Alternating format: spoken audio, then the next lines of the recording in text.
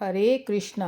तो आज हम सुनते हैं पुण्यदायिनी रमा एकादशी की व्रत कथा, जो कार्तिक कृष्ण एकादशी की कथा है। धर्मराज युधिष्ठिर कहने लगे कि हे भगवान, कार्तिक कृष्ण एकादशी का क्या नाम है, इसकी विधि क्या है, इसके करने से क्या फल मिलता है, सो आप विस्तार पूर्वक बताइए। भगवान श्री कृष्ण बोले कि कार्तिक कृष्ण पक्ष की एकादशी का नाम रमा है। यह बड़े बड़े पापों का नाश करने वाली है। इसका महात्म्य मैं तुमसे कहता हूँ, ध्यान पूर्वक सुनो। हे राजन, प्राचीन काल में मुचकुंद नाम का एक राजा था। उसकी इंद्र के साथ मित्रता थी और साथ ही यम, कुबेर, वरुण और विभीषण भी उसके मित्र थे।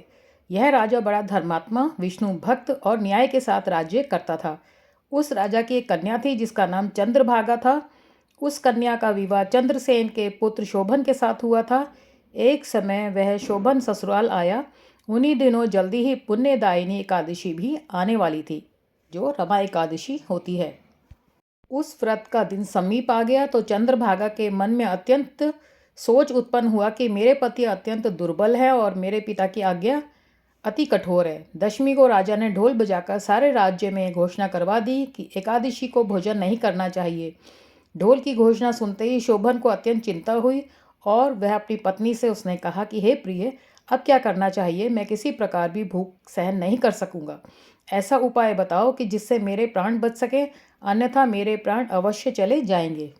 चंद्रभागा कहने लगी कि हे स्वामी, मेरे पिता के राज्य में एकादशी के दिन कोई भी भोजन नहीं करता। हाथी, घोड़ा, ऊंट, बिल्ली, गौ आदि भी तृण, अन्न, जल आदि ग्रहण नहीं कर सकते। फिर मनुष्य का तो कहना ही क्या है। यदि आप भोजन करना चाहते हो तो किसी दूसरे स्थान पर चले जाइए, क्योंकि यदि आप यहीं रहना चाहते हैं तो आपको अवश्य व्रत करना पड़ेगा। ऐसा सुनकर शोभन कहने लगा कि हे प्रिय, मैं अवश्य व्रत करूंगा। जो भाग्य में होगा वह देखा जाएगा।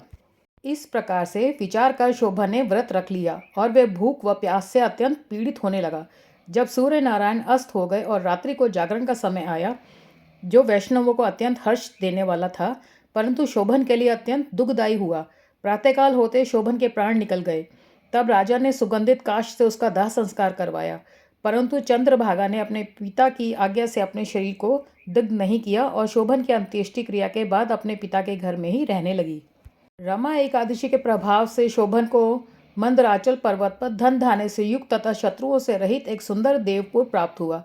वह अत्यंत सुंदर रत्न और वैदूर्णी मणि जड़ित स्वर्ण के खंभों पर निर्मित अनेक प्रकार की स्फटिक मणियों से सुशोभित भवन में बहुमूल्य वस्त्राभूषणों तथा छत्र व चवर से विभूषित गंधर्व और अप्सराओं से युक्त सिंहासन पर आरूढ़ ऐसा शोभायान होता था मानो दूसरा इंद्र विराजमान हो।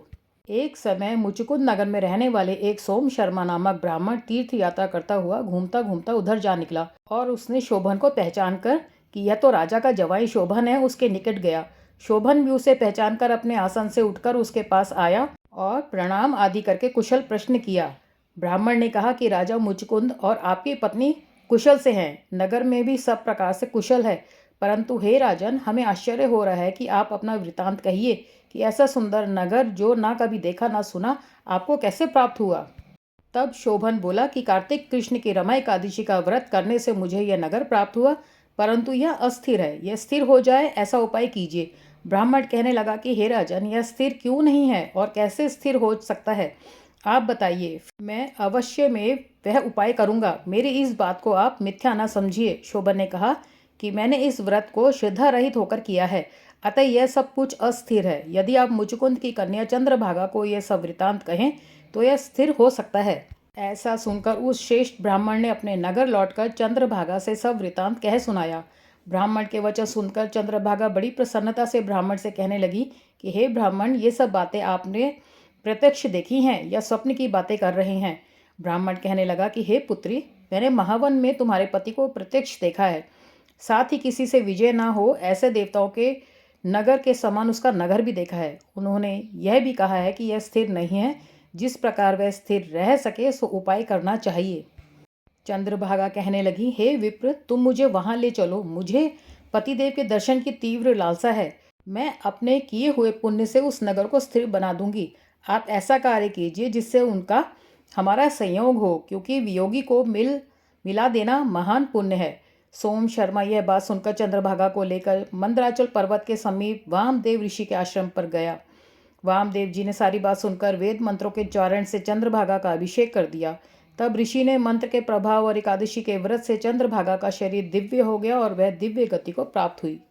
इसके बाद बड़ी प्रसन्नता के साथ अपने पति के निकट गई। अपनी प्रिय पत्नी को आता देखकर शोभन अति प्रसन्न हुआ और उसे बुलाकर अपनी बाईं तरफ बिठा लिया। चंद्रभागा कहने लगी, हे प्राणनाथ, आप मेरे पुण्य को ग्रहण कीजिए।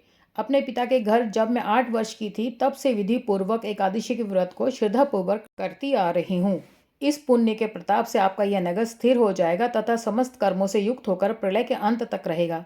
इस प्रकार चंद्रभागा ने दिव्य आभूषणों और वस्त्रों से सुसज्जित होकर अपने पति के साथ आनंद पूर्वक रहने लगी।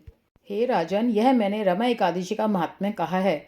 जो मनुष्य इस व्रत को करते हैं उनके ब्रह्म हत्यादि समस्त पाप नष्ट हो जाते हैं। कृष्ण पक्ष और शुक्ल पक्ष दोनों ही एकादशियाँ समान हैं। इसमें कोई भी भेदभाव नहीं है। दोनों समान फल देती हैं। जो मनुष्य इस महात्म्य को पढ़ते अथवा सुनते हैं वे समस्त पापों से छूटकर विष्णु को प्राप्त होते हैं। रमा एकादशी का महत्व।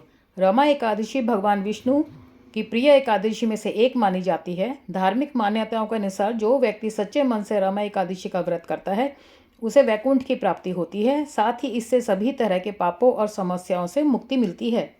रमा एकादशी का व्रत अति फलदायी माना जाता है। एकादशी प्रति माह कृष्ण और शुक्ल पक्ष में मनाई जाती है। यह दिन भगवान विष्णु की पूजा के लिए शुभ माना जाता है। इस वर्ष रमा या रंभा एकादशी 28 अक्टूबर दिन सोमवार को मनाई जा रही है। प्रतिवर्ष कार्तिक कृष्ण एकादशी के दिन पड़ने वाली यह एकादशी धार्मिक ग्रंथों के अनुसार दीपावली से पहले आती है, जो बहुत महत्व की मानी गई है। तो मित्रों, आप भी 28 अक्टूबर दिन सोमवार को रमा एकादशी का व्रत रख सकते हैं और विष्णु जी के प्रिय बन सकते हैं, वैकुंठ लोक की प्राप्ति कर सकते हैं। तो अगर आपको मेरा ये वीडियो अच्छा लगा तो लाइक कीजिए, शेयर कीजिए, सब्सक्राइब कीजिए। व्रत कथा गृहस्थ को मिलती हूँ अगले वीडियो में किसी और नए इंटरेस्टिंग टॉपिक के साथ। तब तक के लिए हरे कृष्णा।